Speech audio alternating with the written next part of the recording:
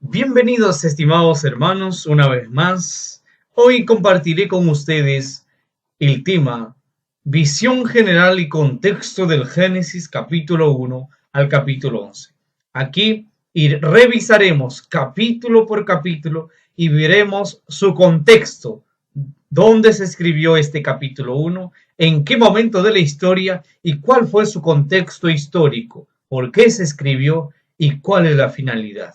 Luego de este tema 10, veremos el contenido y las imágenes simbólicas de cada capítulo de las Sagradas Escrituras, principalmente en el Génesis. En este tema 10 veremos la visión general acerca de cada capítulo. Veamos ahora, diciendo, todas las culturas, estimados hermanos de nuestra tierra, se han preguntado por los orígenes del mundo, de la vida, del bien y del mal. El pueblo de Israel también no es indiferente a estas preguntas. Contesta a estas inquietudes en los relatos del Génesis capítulo 1 al capítulo 11. A continuación, les iré mostrando 8 gráficos donde presento una aplicación a nuestra vida de cada uno de los 8 temas del Génesis del 1 al 11. Queremos familiarizarnos con los temas y también provocar inquietudes a lo largo de este estudio. Veamos.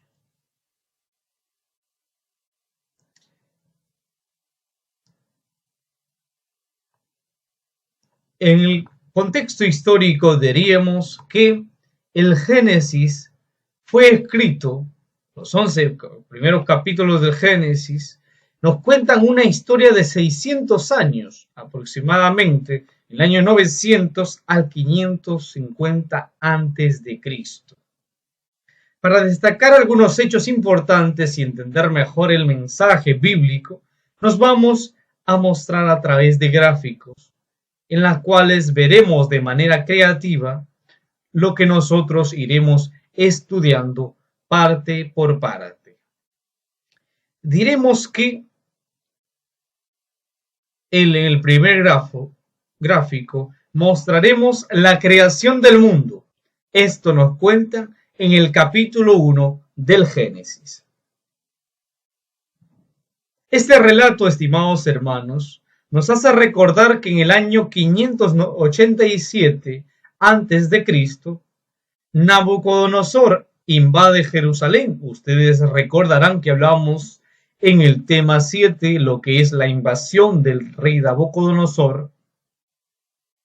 Él incendia el templo y se lleva a Babilonia a los israelitas más preparados y a las clases sociales más privilegiadas. Israel perdió las bases sobre las que había construido su identidad, es decir, la tierra, el rey y el templo. Los desterrados sienten que Dios los ha abandonado.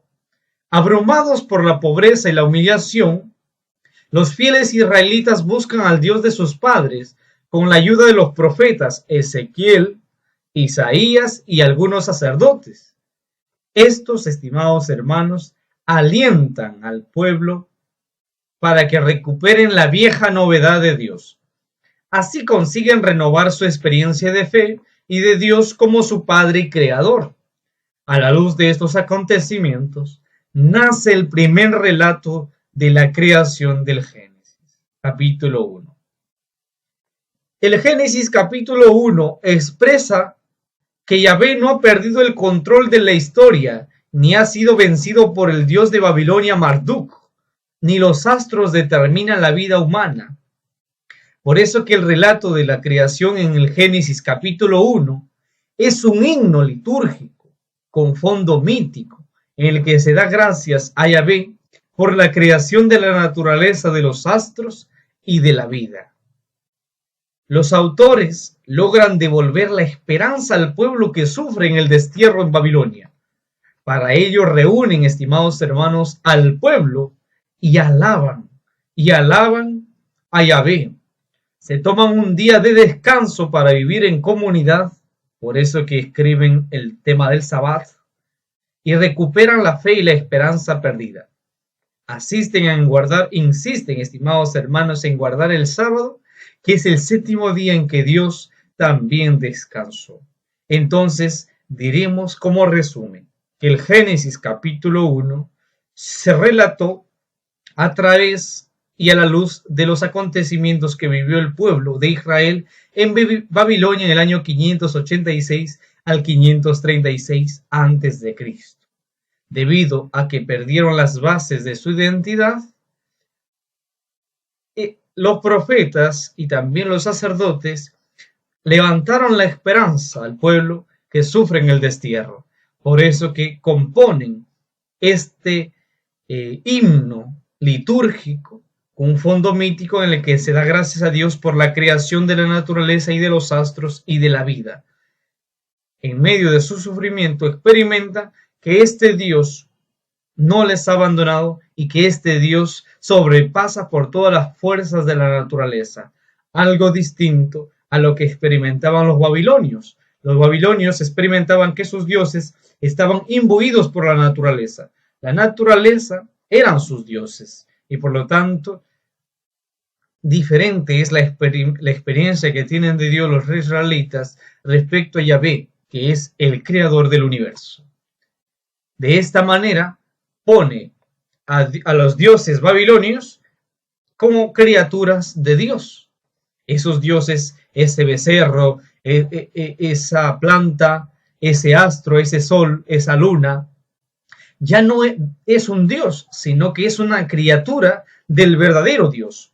De esta manera, el pueblo se siente tranquilo porque sabe que esos dioses no sirven para nada y que solamente el Dios ha creado todo lo que existe.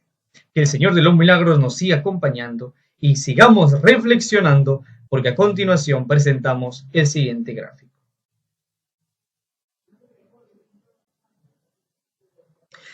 Hoy en este gráfico número 2 veremos la creación de la humanidad que nos relatan en el Génesis capítulo 2. En Génesis capítulo 2 encontramos tradiciones de la época de Salomón, que contienen una profunda experiencia de Dios. Son relatos míticos, estimados hermanos, tomados de pueblos vecinos, como ya decíamos en otra oportunidad, pero que los autores los utilizan para transmitir su fe en Dios y su proyecto como pueblo. En tiempos de los reyes David y Salomón, el pueblo de Israel dejó de ser un conjunto de tribus dedicadas a la agricultura familiar y se transformó en una nación gobernada por un rey con un régimen tributario. Si ustedes se acordarán, en el tema número 7, hablábamos acerca de las 8 etapas de todo el caminar del pueblo de Israel y decíamos que en la etapa antes de los reyes estaba la etapa de los jueces y las tribus. Muy bien, en tiempos del rey David y del rey Salomón, estas tribus dejan de dedicarse ya a la agricultura y forman parte de un solo pueblo gobernados por un rey con un régimen de tributo. Por eso que el rey Salomón, en su tiempo, causó mucho daño al pueblo. 3 son los aspectos más relevantes a señalar. Diremos, por ejemplo, que ellos para construir el templo, las murallas y el palacio, Salomón adoptó un modelo político y económico de Egipto, imponiendo al pueblo grandes impuestos. Luego, el rey Salomón contrajo matrimonio con varias mujeres que tenían su propia religión, su cultura y sus ritos. De esta manera, estimados hermanos, el rey Salomón, al casarse, introduce en el pueblo la idolatría. Y finalmente, para obtener el reinado, mató a sus hermanos, sus oponentes. Salomón, como nos dice el libro de Primera de Reyes, capítulo 11, verso 6, Salomón hizo el mal a los ojos de Yahvé. De ahí que en el Génesis, capítulo 2, aparte de la creación de la humanidad, veremos también más adelante el relato del Caín y Abel, que Caín veía una amenaza a su hermano Abel. Ahora, en este tercer gráfico, les mostraré el relato de Adán y Eva, que es en el Génesis capítulo 3, cómo nos cuentan acerca de la creación también de Adán y Eva. En este capítulo vemos que los autores sabios se preguntaron sobre la relación de los seres humanos entre sí y con la naturaleza, pero constataron que la vida sobre la tierra no era tan feliz. Hay desgracias, hay duro trabajo, hay enfermedad, hay muerte que angustia. Por eso que en el Génesis capítulo 3 nos cuentan de la historia de la tentación en un mundo donde no había estos sufrimientos, donde nos cuentan también acerca de la fruta prohibida y del pecado de la humanidad. Es ahí donde, a través de querer responder a cómo hay este tema del sufrimiento, al tema de las desgracias, es que se crea este relato, el Génesis capítulo 3.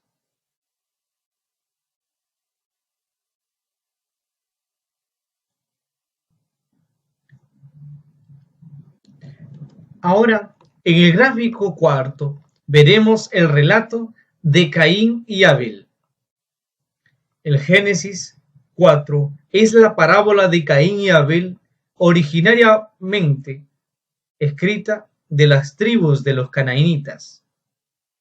El autor lo utilizó para emparentar a estos dos hermanos con Adán y Eva y para enseñarnos que el pecado original de querer ser como dioses nos lleva a veces a la violencia entre hermanos. Así como el rey Salomón, para obtener el reinado, mató a sus hermanos, a sus oponentes, lo mismo ocurre con el tema de Israel del norte contra su hermano del sur. Si ustedes no se acordarán que en tiempo de los reyes el pueblo de Israel se dividió en dos, en el pueblo del norte y en el pueblo del sur. También hace referencia de Caín y Abel a Caín como agricultor, es decir, los cananeos que viven pues en la ciudad, que se enfrentan con Abel pastor a aquellos israelitas que eran nómadas. De esta manera, el relato del Génesis capítulo 4 tiene como objetivo poner un alto a la violencia entre hermanos y los pueblos. En el gráfico número 5 hablaremos de las genealogías en el capítulo 5 del Génesis. En este capítulo nos habla de las genealogías que nos transmiten mucha sabiduría ligada al simbolismo de los números.